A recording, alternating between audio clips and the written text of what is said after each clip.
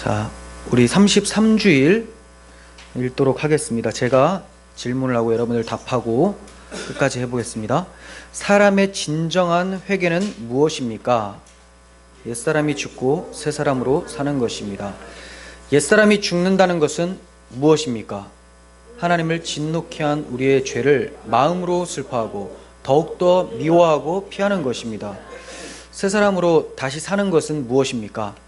그리스도로 말미암아 하나님 안에서 마음으로 즐거워하고 하나님의 뜻에 따라 모든 선을 행하며 사는 것을 사랑하고 기뻐하는 것입니다. 91문. 그런데 선행이란 무엇입니까?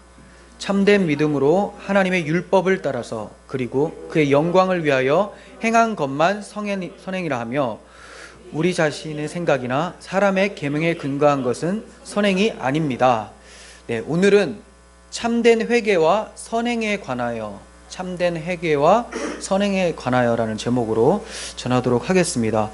우리가 지난 시간에 살펴본 32주일에는 주제가 뭐였습니까? 선행과 감사가 있었죠. 선행과 감사에 관하여서 설명을 했습니다.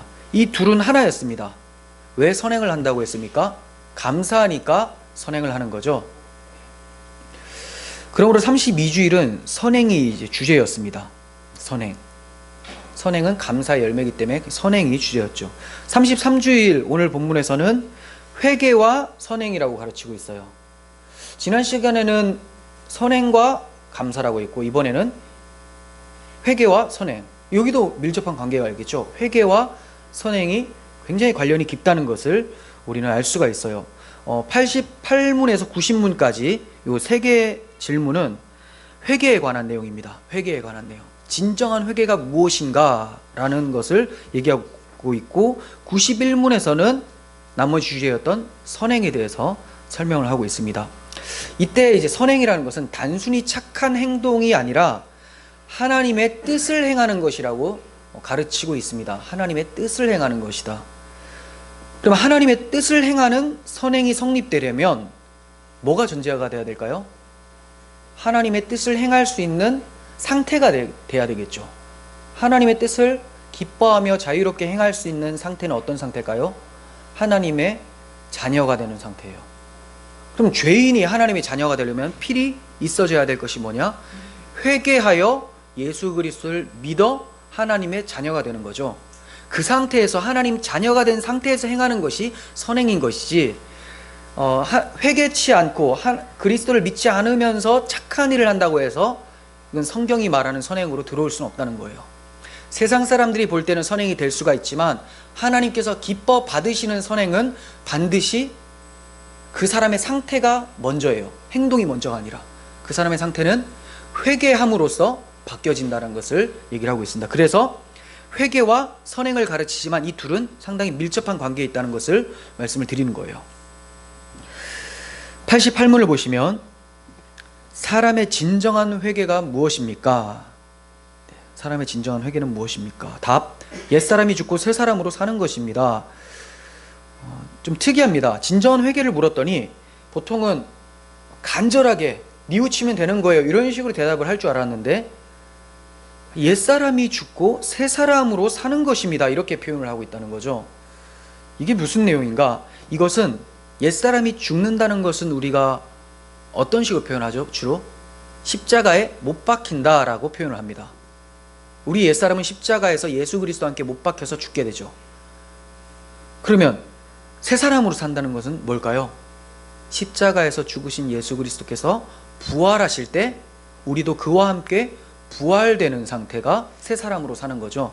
그러니까 죽을 때는 예수님이 우리 죄를 위해서 죽으셨고 우리도 그분 안에서 함께 죽었다고 인정이 되어지는 거고 사실 때는 죽었던 내가 사는 게 아니에요.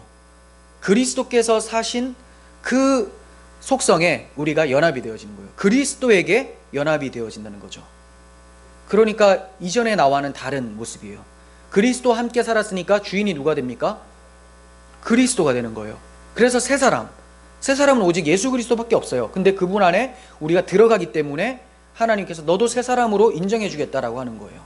하나님이 보시는 새로운 사람, 이 세상에서 발견할 수 없는 새로운 사람은 예수 그리스도 한 분인데 우리 죄인들이 십자가에서 죽고 예수의 부활과 함께 연합되어서 새 사람으로 동참된다는 것을 기억하시면 되겠습니다. 그러니까 십자가와 부활에 연합되도록 이끄는 것이야말로 이게 진정한 회개다라고 하는 거예요. 진정한 회개는 반드시 십자가에서 예수와 함께 죽는다는 것을 고백을 하고 진짜 그렇게 죽은 삶이 나타나고 또 부활의 예수와 함께 부활한다는 것을 믿고 또 정말 부활한 것처럼 살아가게 되는 능력을 가져다 줘요. 뭐가요? 진정한 회개가. 그러니까 진정한 회개가 있었는지 없었는지는 뭘 보면 압니까? 옛사람이 죽고 새 사람으로 사는지 아닌지를 눈으로 보면 어느 정도 나오겠죠.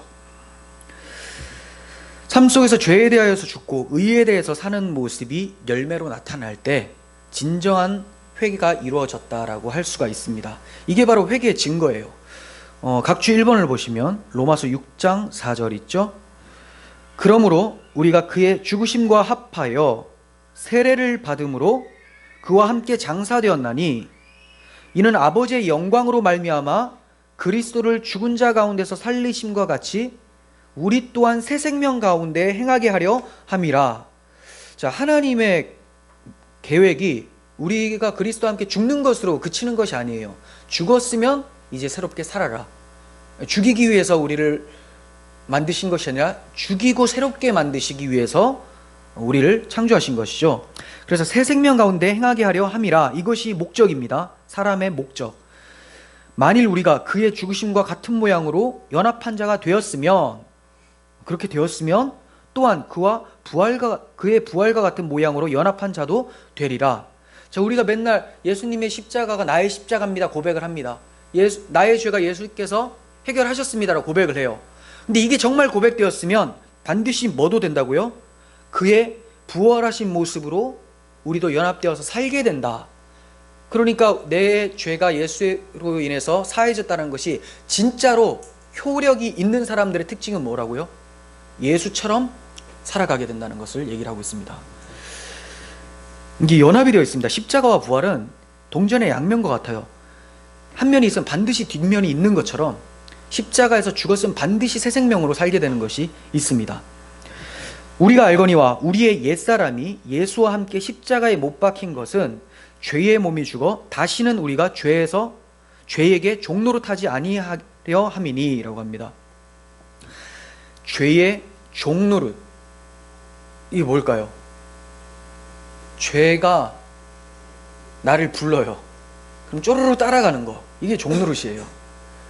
이거 아닌 거는 머리로 알아요. 하지만 그것을 따라가지 않을 수 있는 담대함과 능력이 없습니다. 거절할 수가 없어요. 왜 그러냐면 그걸 좋아해 버리거든요. 머리로는 그게 나쁜 거야 알지만 마음으로는 계속 그게 좋아요. 그러니까 죄가 부르면 아우 나 계속 부르면 안 되는데 하면서 좋아가지고 입이 걸려가지고 따라가는 거죠. 완전 종이에요. 죄의 종노릇. 근데 여기서 예수와 함께 십자가 못 박힌 이유가 뭐냐? 옛사람이 죽는 것, 죄의 종 되었었던 내가 죽는 것을 나타내게 하기 위해서다라고 합니다. 예수님이 죄를 이기신 분이기 때문에, 죄가 없으신 분이기 때문에 그분과 연합된 자들도 죄를 이기면서 살게 됩니다. 우리가 이기는 것이 아니라 우리의 머리 대신 예수님이 이기셨기 때문에 우리가 순종만 하면 돼요. 그분이 그렇게 가려고 할 때 그렇게 가겠습니다라고 따라가면 돼요. 예전에는 따라갈 능력이 없었어요. 순종할 능력이 없었어요. 그런 마음이 없었던 거죠. 죄가 좋으니까. 근데 이제는 죄를 마음으로 미워할 수 있게 됐어요. 죄를 마음으로 미워하는 것으로 그치는 게 아니라 죄를 미워했으면 반드시 의를 사랑하게끔도 마음이 부어집니다. 이 동전의 양면과 같아요. 죄를 미워하는 대신에 의, 즉 그리스도의 말씀, 하나님의 말씀을 사랑하게 되죠. 그러니까 우리가 순종할 수 있는 거죠. 순종. 진정한 회개는 이것을 가능케 합니다. 그러니까 오늘날의 많은 크리스찬들 중에서도 내가 오늘 새벽에 회개했어 라고 했는데 계속해서 그것이 반복되어지고 애통함도 없고 하나님의 뜻을 행하고자 하는 열망이 없다면 그 사람이 진정으로 회개를 했다고 할 수 있을까요? 없죠. 그런 분들은 회개가 사실 뭔지를 잘 모르고 있기 때문에 그래요. 뭔지를 모르고 있기 때문에. 정확하게 알려줄 필요가 있습니다. 우리들도 마찬가지죠. 자주 잊어요. 하나님 잘못했어요 라고 습관적으로 얘기를 하는데, 아까 말했듯이 입으로 잘못했어요를 시인하는 정도가 아니라 옛사람이 죽고 새 사람으로 사는 것이 진정한 회개다라고 얘기를 하고 있는 거죠. 그러니까 진정한 회개는 언제 알게 돼요? 시간이 지나봐야 알게 되죠. 자기가 스스로 알게 돼요. 에베소서 4장 22절도 봅니다. 각주 1번. 너희는 유혹의 욕심을 따라 썩어져가는 구습을 따르는 옛사람을 벗어버리고 오직 너희 심령이 새롭게 되어 하나님을 따라 의와 진리와 거룩함으로 지으심을 받은 새 사람을 입으라 라고 합니다. 자, 이제 너희가 정말로 하나님의 자녀가 됐다면 옛사람을 벗어버리고, 이 말은 옛사람은 회개할 때 죽어요. 근데 벗어버리라는 건 뭡니까? 옛사람의 습관들, 그 유혹하는 것들이 계속 남아있죠. 육체가 남아있기 때문에 그것들 끊어내고, 이 얘기예요. 너희의 상태는 죽은 자가 맞지만, 옛사람은 이미 죽은 자가 맞지만 얘가 계속 유혹하는 거에 대해서는 이제 뿌리쳐야 된다. 벗어버리고 오직 너희의 심령이 새롭게 되어서 하나님을 따라 의와 진리와 거룩함으로 지으심을 받은 새 사람을 입으라. 이 말은 뭘까요? 예수 그리스도를 쫓아 행하라, 이 얘기예요. 이미 새 사람 됐으니 너희가 그 새 사람임을 알고 새 사람처럼 행하라. 의와 진리와 거룩함으로 행하라. 이렇게 얘기를 하고 있습니다. 그 진정한 회개는 반드시 성화와 연결이 됩니다. 그래서 오늘이 주제가 뭐라고요? 회개와 선행이죠. 네, 선행이 곧 성화와 연결이 되는 거예요. 골로새서 3장 5절도 봅니다. 밑에. 그러므로 땅에 있는 지체를 죽이라. 곧 음란과 부정과 사욕과 악한 정욕과 탐심이니. 땅에 있는 지체라는 것은 옛사람이겠죠. 탐심은 우상숭배니라. 이것들로 말미암아 하나님의 진노가 임하느니라. 너희도 전에 그 가운데 살 때에는, 그러니까 전에니까 이제는 아니라는 거예요. 예전에 너희가 십자가에 못 박혔기 전에는 그 가운데 살 때 그 가운데서 행하였으나 이제는 너희가 이 모든 것을 벗어버리라. 왜요? 벗어버릴 수 있으니까. 이미 죽었고 새 사람이 되었기 때문에 습관들을 벗으라는 거예요. 상태를 변화시키라는 게 아닙니다. 상태는 예수께서 십자가에서 다 가져가셨어요. 부활하시면서 바꿔주셨어요. 이제 너희의 새롭게 된 상태에 걸맞는 행동을 하라, 이걸 얘기를 하는 거예요. 자, 벗어버리라. 곧 분함과 노여움과 악의와 비방과 너희의 입에 부끄러운 말이라. 너희가 서로 거짓말을 하지 말라. 옛사람과 그 행위를 벗어버리고 새 사람을 입었으니 이는 자기를 창조하신 이의 형상을 따라 지식에까지 새롭게 하심을 입은 자니라. 자, 이제 하나님의 마음과 복음의 깊은 뜻과 이런 것들을 알게 되었고, 이제 우리 삶 속에서는 암만큼 행위로 나타내고 옛 습관의 행위는 벗어버리라 라고 얘기를 하고 있습니다. 우리가 쉽게 접하는 거죠. 분노, 노여움, 악의와 비방. 비방을 하지 않으면 재미가 없는 사람들도 있죠. 비방, 너희의 입에 부끄러운 말이라. 거짓말을 하는 것, 이런 것들이 다 옛사람이래요. 근데 옛사람이 십자가에 못 박혀 죽었다고 하면서 계속 이게 나타납니다.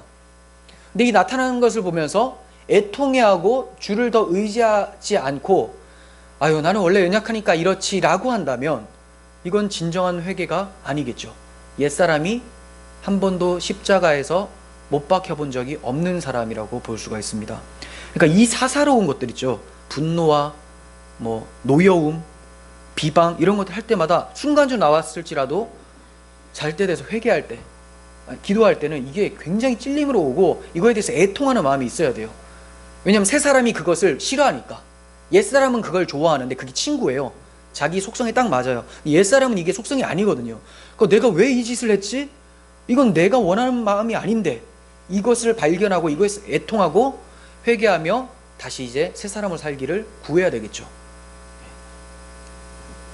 사람의 진정한 회개가 무엇입니까? 라고 묻는 88문은 사람의 감정이나 선행에 대한 질문이 아니에요. 이것은 회개의 근거에 대해서 바르게 알고 있습니까? 또는 그리스도와 연합된 사람으로서 살고 있습니까? 이런 질문입니다. 그리고 이제 대답하기로, 복음의 사실을 믿고 그리스도와 연합하여 죄에 대하여서 죽고 하나님의 의에 대해서 살아가는 것, 이것이야말로 진정한 회개입니다라고 대답을 해주고 있는 거예요. 자, 그러면 이제 89문에 본격적으로 들어가 보길 하겠습니다. 자, 89문과 90문은 아까 88문에서 언급했었던 것을 그대로 설명하는 거예요. 아까 뭐라고 했죠? 진정한 회개는 옛사람이 죽고 새 사람으로 사는 것. 그래서 89문에는 옛사람이 죽는 것에 대해서 얘기를 하고 90문에서는 새 사람으로 사는 것에 대해서 얘기를 해요.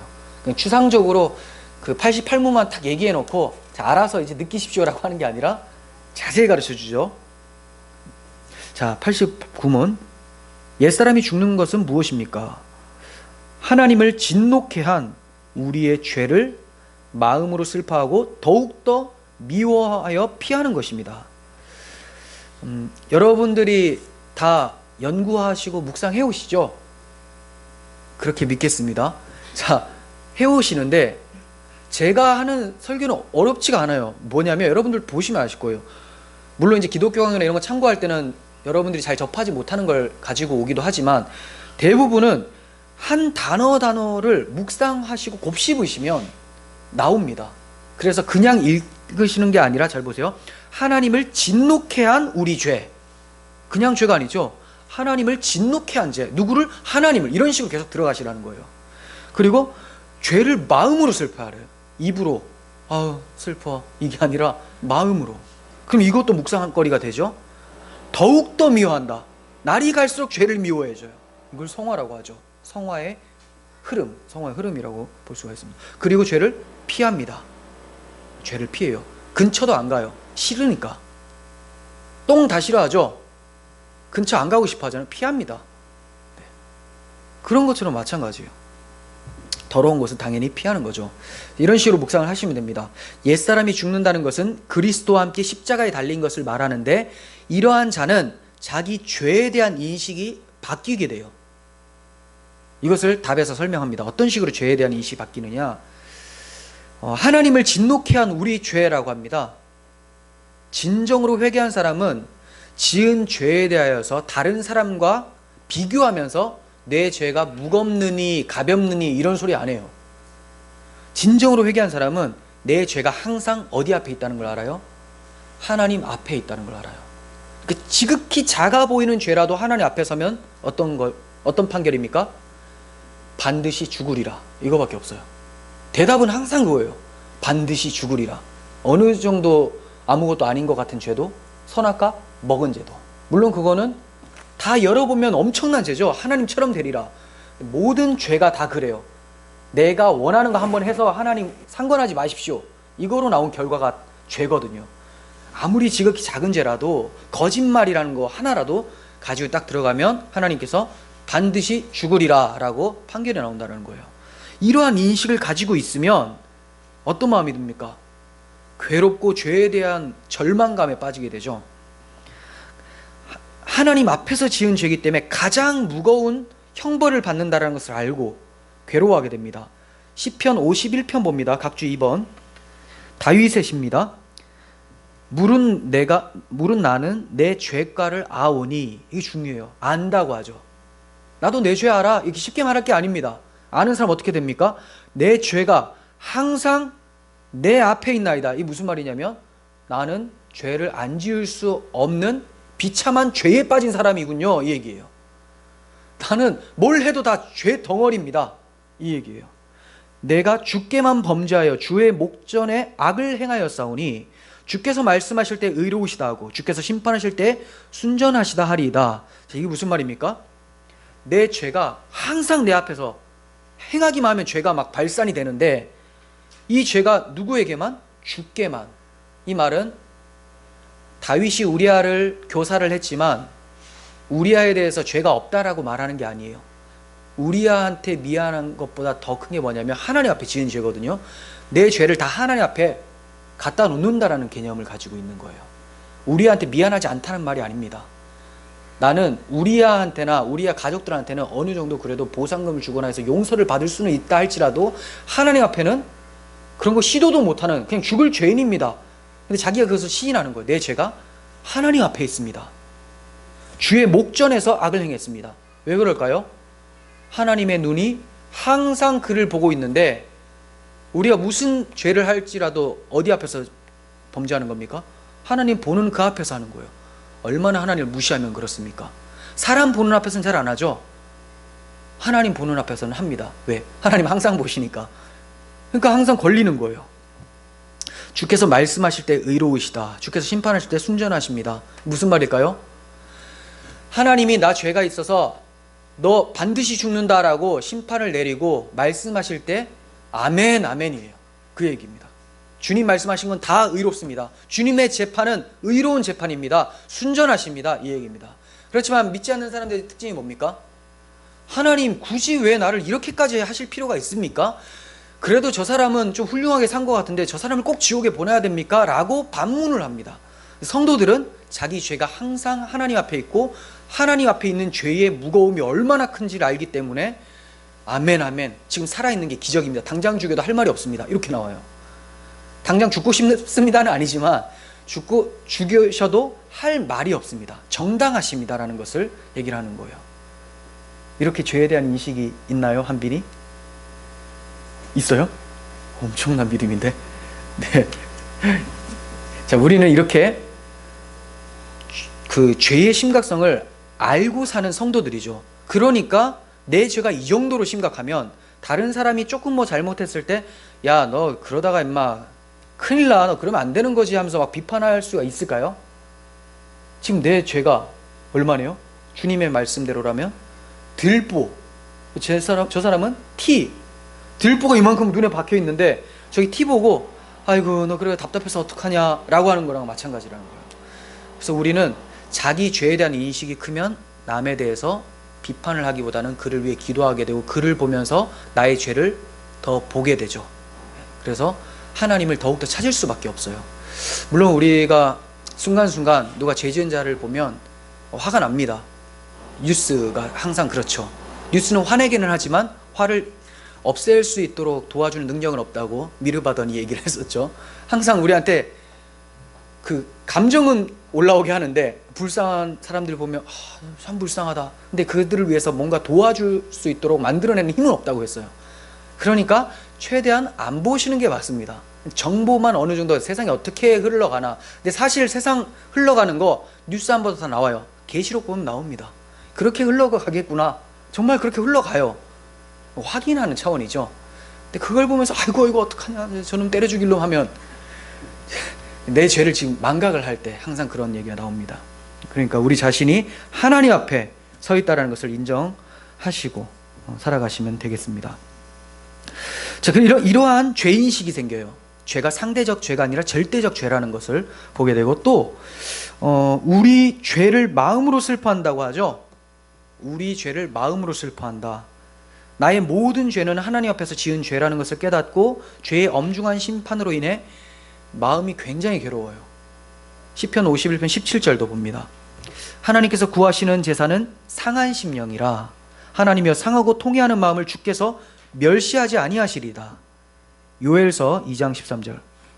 너희는 옷을 찢지 말고 마음을 찢고 너희 하나님께로 돌아올지어다. 그는 은혜로우시며 자비로우시며 노하기를 더디하시며 인애가 크시사 뜻을 돌이켜 재앙을 내리시지 아니하시나니.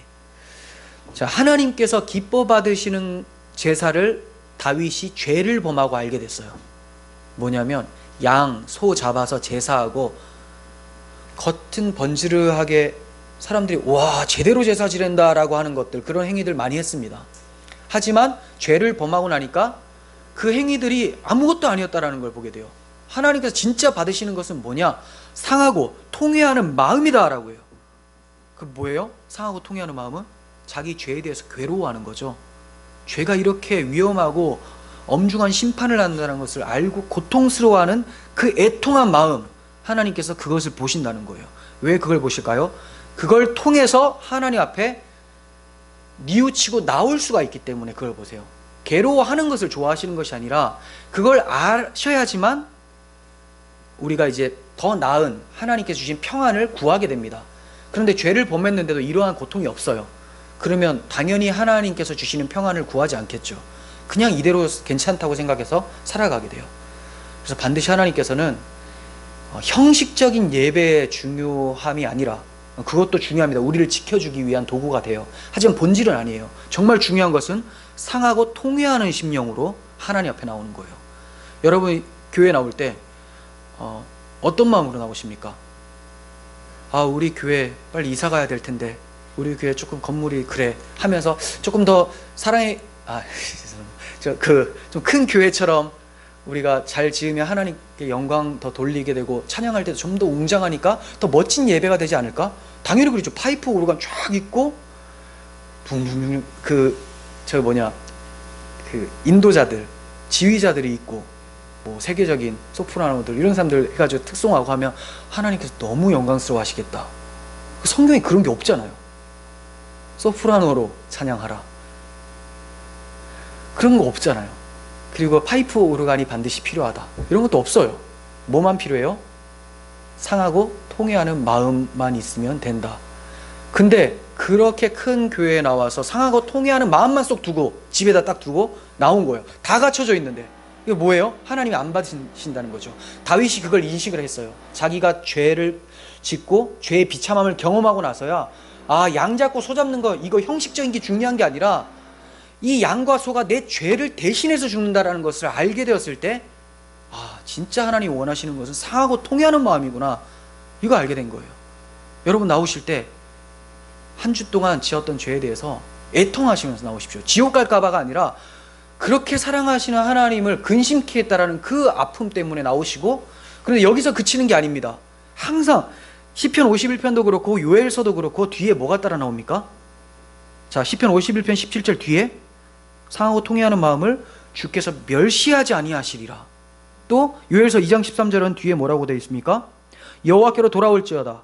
그는 은혜로우시며 자비로우시며 노하기를 더디하시며 은혜가 크시사 뜻을 돌이켜 재앙을 내리지 아니하시나니. 이러한 하나님이신 것을 알고 나오라는 거예요. 그러면 무거운 마음으로 나오는 게 아니죠. 애통하는 마음이지만 하나님께서 이 마음을 용서하여 주시고 새 마음으로 살아가도록 만들어 주실 거라는 기대감과 소망 가운데 예배를 참여하셔야 되는 거예요.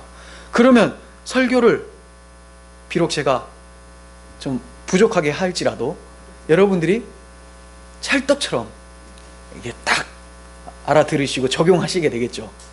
그래서 제가 연구를 안 하겠다는 것이 아니라 그만큼 여러분들의 마음이 더 심령이 가난해져서 은혜가 풍성해질 수 있다는 것을 말씀드리는 거예요. 어떤 뭐 대단한 설교자가 와도 상하고 통회하는 심령으로 예배에 임하지 않으면 예배를 우습게 봅니다. 아, 목사님 스피치가 오늘은 좀 별로네. 아유, 오늘은 그냥 웅변력이 대단해. 이렇게 보는 거죠. 그런 게 아니에요. 예배는 상하고 통회하는 심령입니다. 자, 그리고 신앙고백서는 이렇게 얘기하죠. 더욱더 미워하고 피하는 것이 옛사람이 죽는다는 것입니다. 자, 뭘 더욱더 미워하고 피합니까? 죄죠, 죄. 죄를 슬퍼하는 정도가 아니에요. 슬퍼하는 감정으로 그치는 게 아닙니다. 아, 나 죄 지어서 너무 이건 아닌데 괴롭다, 끝. 이게 아니라 더 나아가라는 거예요. 미워하라, 피하라. 하나님께서 죄를 범한 영혼에게 근심을 허락하실 때가 있거든요. 그렇죠. 죄를 범하면 당연히 근심이 찾아오죠. 그렇게 하셔서 회개케 하세요. 회개를 근심해야지 잘못했어요가 나오니까 회개케 하시는데, 이때 진정으로 회개한 자에게는 어떠한 반응이 나오는지 고린도 후서 7장에 설명을 하고 있습니다. 단지 슬퍼하는 감정으로 그치는 게 아니라 더 나아가는 것을 설명해요. 10절, 하나님의 뜻대로 하는 근심은 후회할 것이 없는 구원에 이르게 하는 회개를 이루는 것이요, 세상의 근심은 사망을 이루는 것이니라. 보라, 하나님의 뜻대로 하게 된 이 근심이 너희로 얼마나 간절하게 하며 얼마나 변증하게 하며 얼마나 분하게 하며 얼마나 두렵게 하며 얼마나 사모하게 하며 얼마나 열심 있게 하며 얼마나 벌하게 하였는가. 너희가 그 일에 대하여 일체 너희 자신의 깨끗함을 나타내었느니라. 자, 말이 좀 어려운 부분도 있는데 여러분들이 진정으로 회개할 때는 이러한 것들을 경험하셨을 거예요. 제가 하나씩 간단하게 설명해 드릴게요. 하나님께서 주시는 근심이 있어서 회개를 하잖아요. 이 회개할 때 나타나는 현상들이 있는데, 자, 오늘부터 회개가 잘 됐는지 한번 생각해 보세요. 첫 번째, 간절하게 된다고 합니다. 어떤 간절함이냐? 죄된 삶을 고치기 위한 간절함. 이 죄에서 벗어나기 위한, 고치기 위한 간절함이 있어요. 그리고 두 번째, 변증하게 한다고 하죠. 얼마나 변증하게 하며 라고 해요. 이게 조금 까다로운데 저는 이걸 좀 이렇게 해석을 합니다. 바울의 가르침대로 은혜를 통해서 자신을 깨끗게 하려는 노력. 그러니까 바울이 가르친 복음의 지식들이 있죠. 이것을 통해서 죄를 이제 짓지 않고 깨끗하게 살아가려고 하는 노력들을 얼마나 변증하게 하며라고 좀 볼 수가 있을 것 같아요. 이거 조금 까다로운 거라서 이 정도 하고, 또 3번, 분하게. 얼마나 분하게 하냐? 뭐에 대해서 분할까요? 죄한테 진 거에 대해서, 마귀한테 넘어진 거에 대해서 분해요. 어리석어서 마귀를 따라간 자신에 대해서 분해합니다. 그러니까 자기 부인이 일어나겠죠. 내가 싫으니까 지금. 이 나를 믿고 따랐더니 내가 이렇게 되는구나. 분이 막 일어나요. 자, 그리고 네 번째는 얼마나 사모하게 하며 라고 합니다. 두렵게 하며. 얼마나 두렵게 하며. 뭐가 두려울까요? 계속해서 죄 가운데 거할 때에 임할 하나님의 진노에 대한 두려움을 경험을 하게 돼요. 나 계속 죄 지어야 되겠다, 이런 생각이 막 찾아오고, 그 죄를 따라갈 때 하나님은 회개치 않는 영혼에게 엄청난 심판을 하게 될 거라는 것을 생각할 때 두려움이 찾아오겠죠. 네, 그겁니다. 그리고 다섯 번째는 얼마나 사모하게 하며 라고 해요. 뭘 사모할까요? 죄 용서를 위한 은혜와 죄를 이기게 할 은혜를 사모한다는 거예요. 죄를 지었으니까 죄를 용서할 은혜가 필요하죠. 그리스도의 십자가 은혜, 대속의 은혜가 사모되고, 또 이제 죄를 대속함 받았으면 죄를 이겨내야 되잖아요. 앞으로 이기게 할 은혜, 이기게 하는 것도 은혜예요. 이것도 하나님의 사랑이 이기게 합니다. 그러므로 하나님의 사랑이라는 그리스도의 십자가 은혜를 사모하게 된다는 것을 얘기를 합니다. 그리고 여섯 번째는 얼마나 열심 있게 하는가라고 합니다. 하나님의 기쁨을 위해 살고자 하는 열심이죠.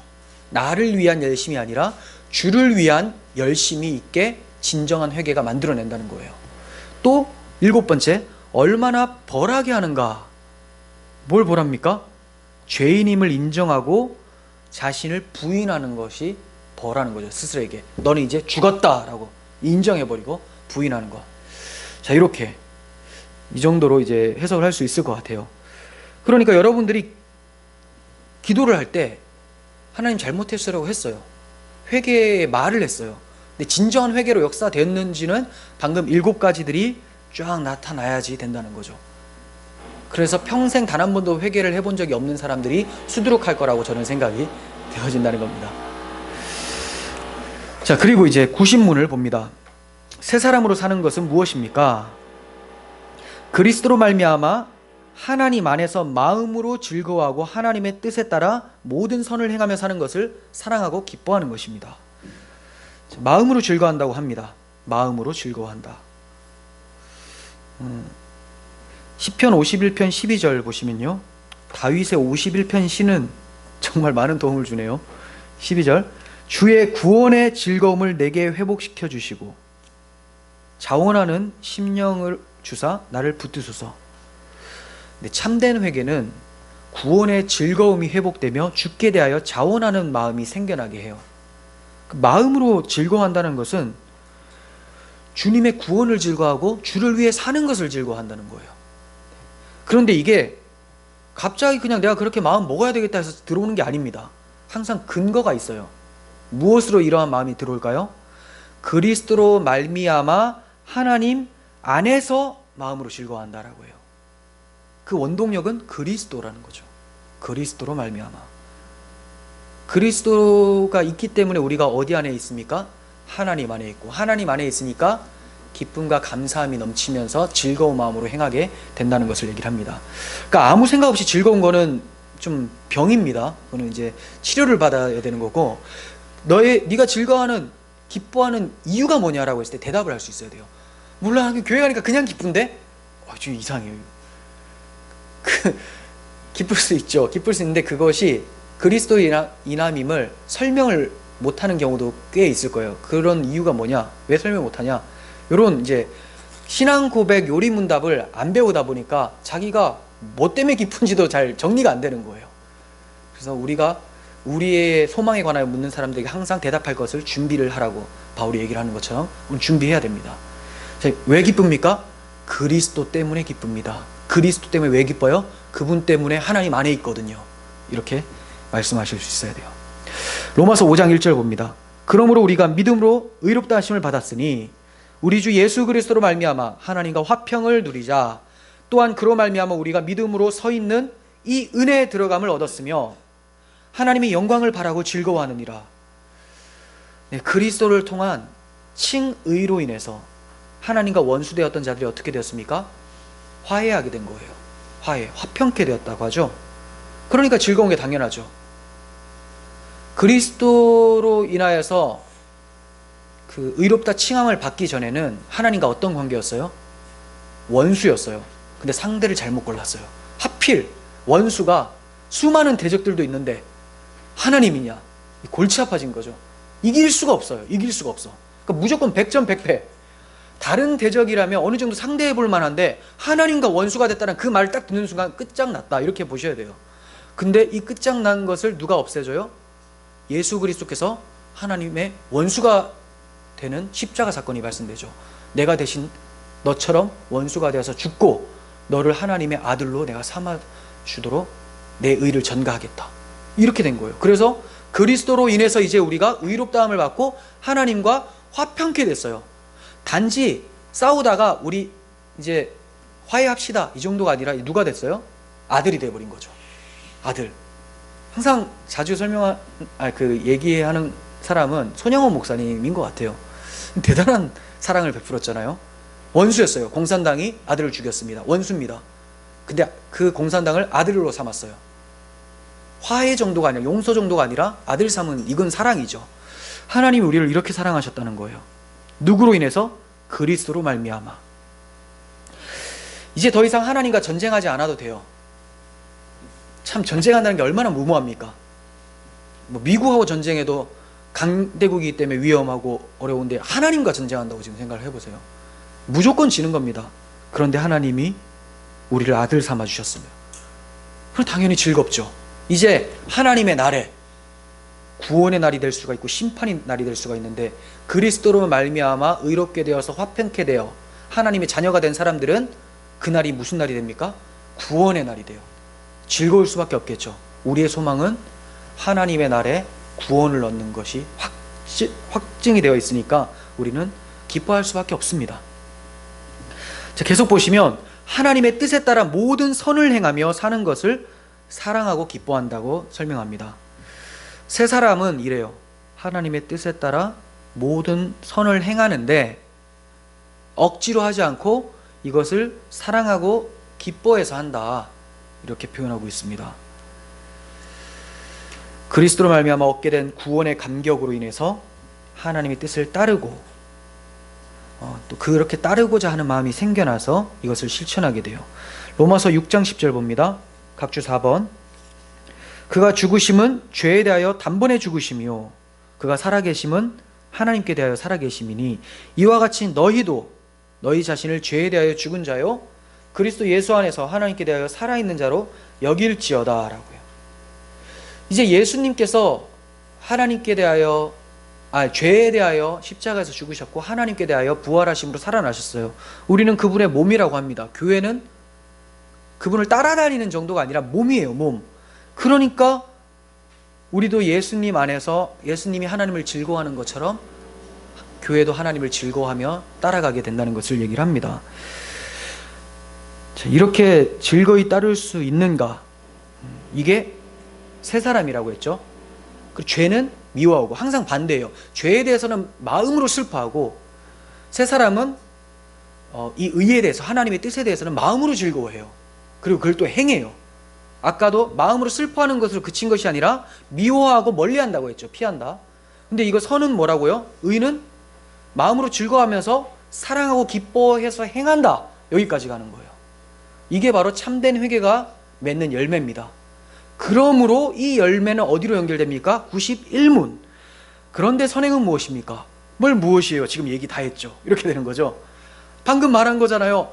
참된 회개의 열매, 옛사람이 죽고 새 사람으로 살았다면 그냥 나오는 겁니다. 이렇게 설명이 되겠죠. 하지만 우리 요리문답이 가르쳐주는 대로 배우겠습니다. 답, 참된 믿음으로 하나님의 율법을 따라서 그리고 그의 영광을 위하여 행한 것만 선행이라고 하며, 우리 자신의 생각이나 사람의 계명에 근거한 것은 선행이 아닙니다.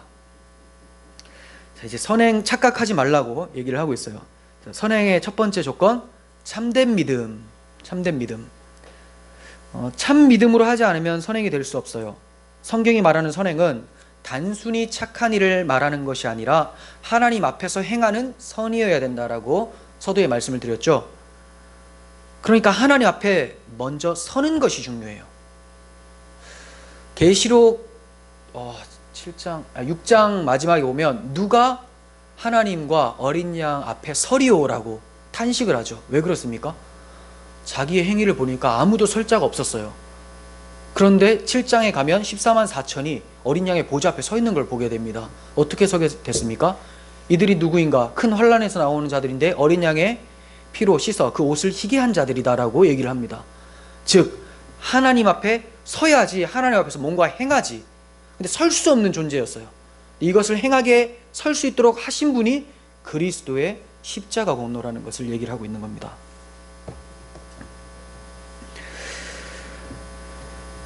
그러니까 그 그리스도의 십자가 공로를 내 것으로 취하려면 하나님께서 주신 방법이 있어요. 그게 바로 믿음이라는 거예요. 믿음. 네, 믿음.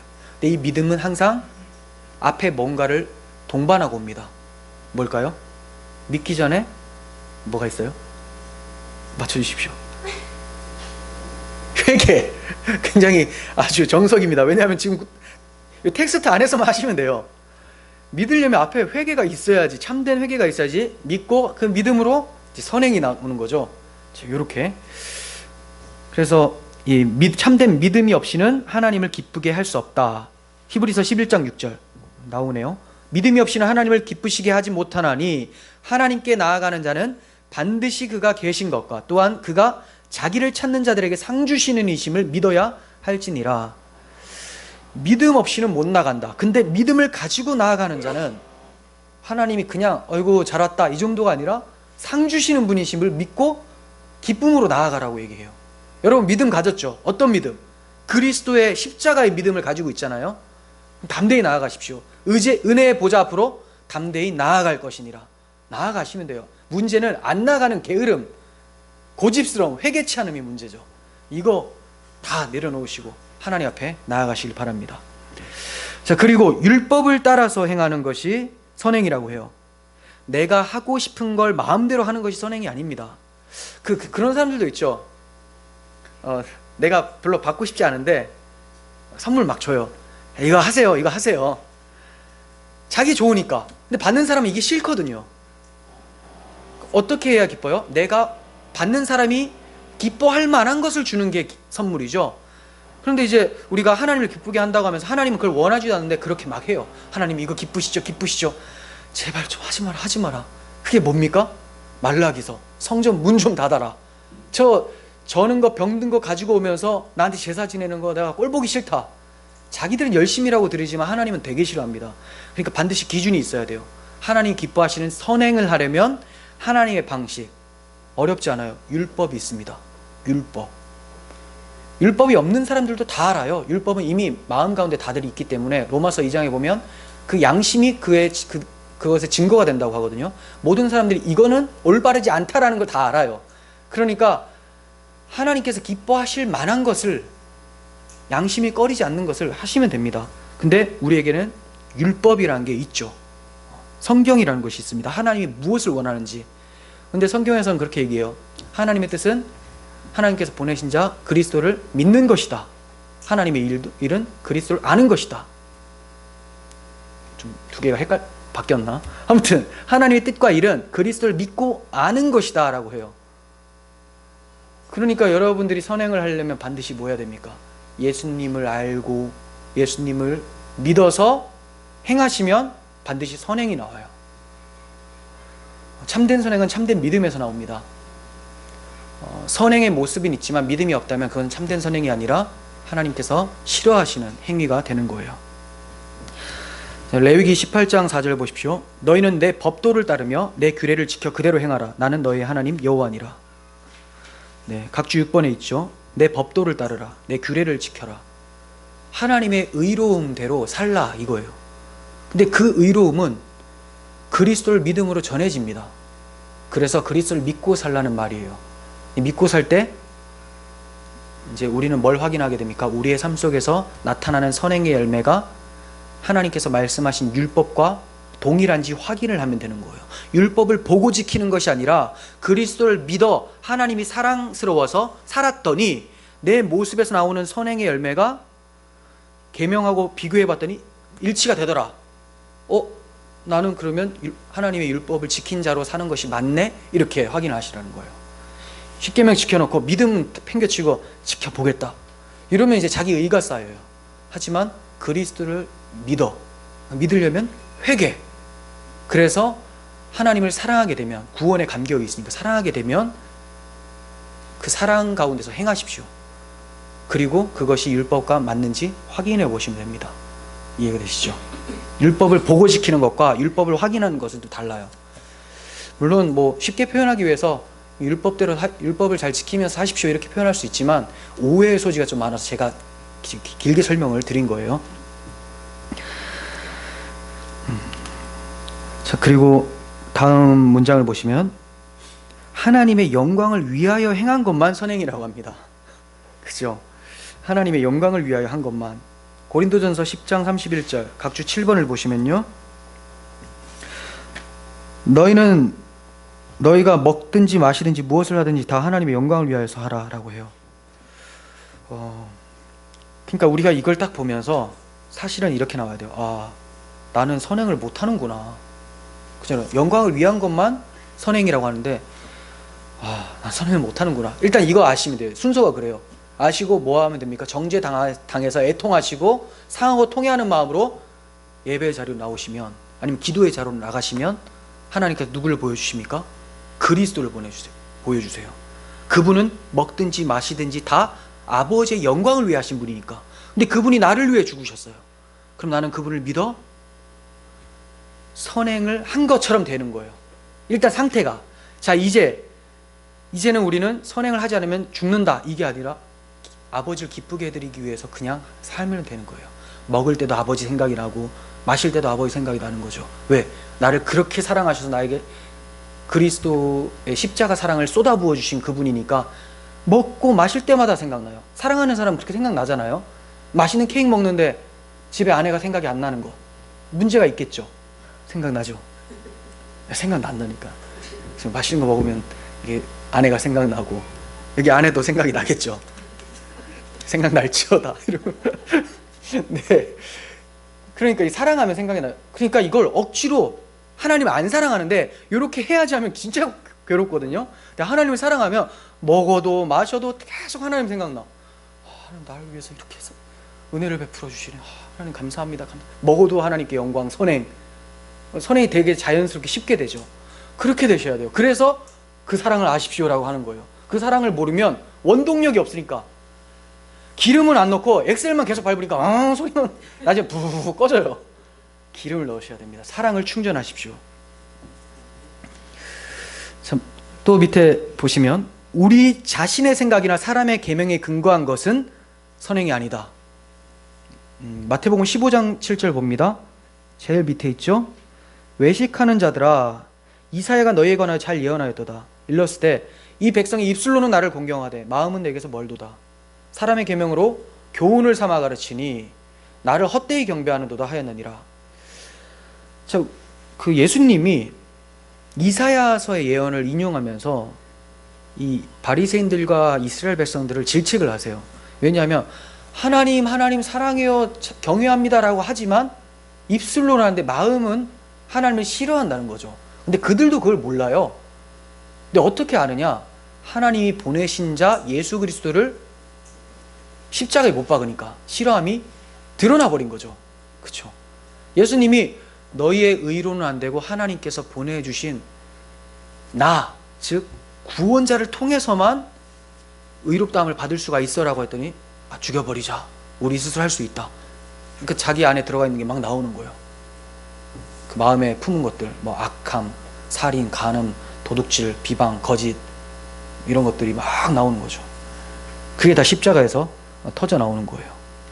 근데 왜 이 사람들이 하나님을 경배를 못합니까? 마음으로? 사람의 계명 때문에 그렇다 이래요. 사람의 계명으로는 절대로 하나님을 마음으로 사랑할 수가 없어요.